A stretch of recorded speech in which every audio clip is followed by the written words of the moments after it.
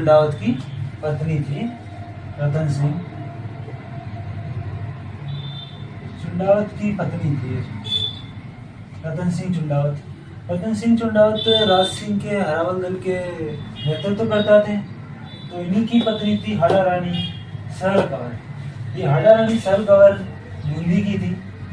कहाँ की थी? बूंदी की थी। ये बूंदी की थी, बूंदी की राजकुमारी थी, संग्राम सिंह की बेटी थी।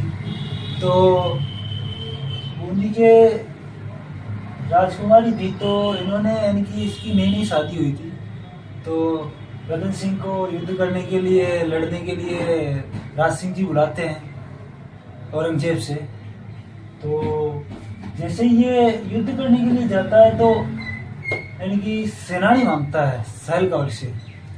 सहल कंवर से सेनानी मांगता है तो यानी कि जैसे हनुमान जी सीता माता से मिल, हनुमान जी गए थे सीता माता की खोज के अंदर। तो सीता माता की खोज के अंदर गए थे हनुमान जी। तो यहाँ पे सीता माता जैसे ही हनुमान जी को मिलती है तो हनुमान जी सीता माता से कहते हैं कि हे माता, यानी कि मैं आपसे मिला हूँ तो कोई तो निशानी दीजिए जिससे मैं प्रभु श्री राम को ये बता सकूँ कि मैं सीता से मिलकर आया हूँ। तो सीता माता जी अपनी जो चूड़ी होती है, कलाई की चूड़ी, वो हनुमान जी को दे देती है कि ये निशानी तुम ले जाओ। तो ये तो इतनी महान राजकुमारी थी कि अपना शीश काट के, अपना यानी कि निशानी मांगने पर अपना शीश काट के चुंडावत, रतन सिंह चुंडावत को दे दिया था। इतनी महान रानी थी ये। इनके बारे में जितना कहे उतना कम है। हनुमान सीता माता ने तो अपना कंगल निकाल के दिया था, लेकिन इन्होंने अपना सिर काट के अपने ये जो धर्म की रक्षा, अपने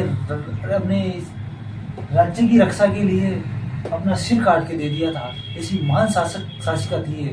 तो यानी कि इनके बारे में कहते हैं कि चुंडावत मांगी सेनानी, सिर काट दियो सतरानी।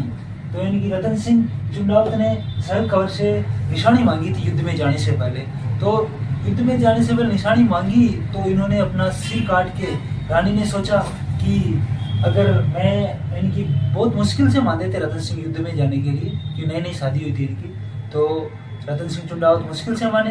तो रानी ने कहा, सोचा कि ये पहले ही बहुत मुश्किल से मानते, बड़े लिच्चड़ आदमी, बहुत मुश्किल से मानते, शादी हुई है, इतना समझाया तो फिर भी ये निशानी मांग रहे हैं। अगर मैं इनको ऐसे युद्ध में भेजूंगी तो ये मैं यानी कि हार के आएंगे और अपने नाम प्रतिष्ठा सबको डुबा देंगे, अपने राज्य को, इसके नाम को डुबा देंगे। यानी कि जो राजकुमार रतन सिंह है ये अपने स्वाभिमान को ले डूबेगी।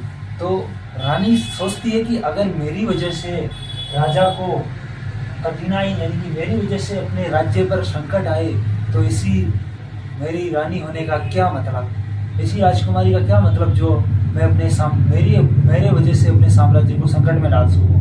तो सहल कंवर क्या करती है कि अपना सिर, यानी कि जो सैनिक रतन सिंह चुंडावत ने जो सैनिक भेजा था उसका सिर काट, यानी उसको सिर काट के दे देती है, अपने शीश यानी कि नाड़ काट के दे देती है। तो जैसे ही ये यानी कि कौन है कि इसका रतन सिंह का सेनापति जाता है लेके इसके चुंडावत के पास जाता है। तो ये कहता है कि महारानी ने तो ये निशानी भेजी है।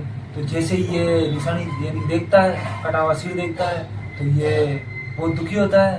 और दुखी होता है तो इसके पश्चात ये जो सिर कटा हुआ था उसको गले के अंदर बांध के रतन सिंह चुंडावत इतना खतरनाक युद्ध लड़ता है कि औरंगजेब की सेना को, औरंगजेब था,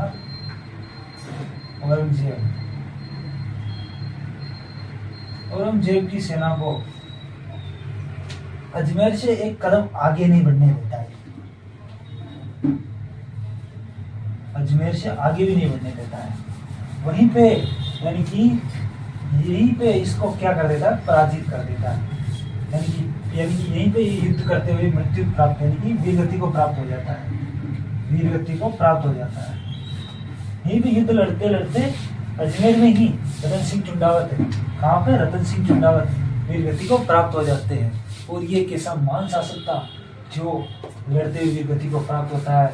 और हाड़ा रानी सहल कंवर यानी कि ऐसी राजकुमारी थी, प्रतिभाशाली राजकुमारी थी कि अपने राज्य की रक्षा के लिए अपना सिर यानी कि शीश काट के दे देती है। चुंडावत मांगी और निशानी सिर काट दियो सतरानी, इनके बारे में यानी कि ये बहुत महान शासिका थी।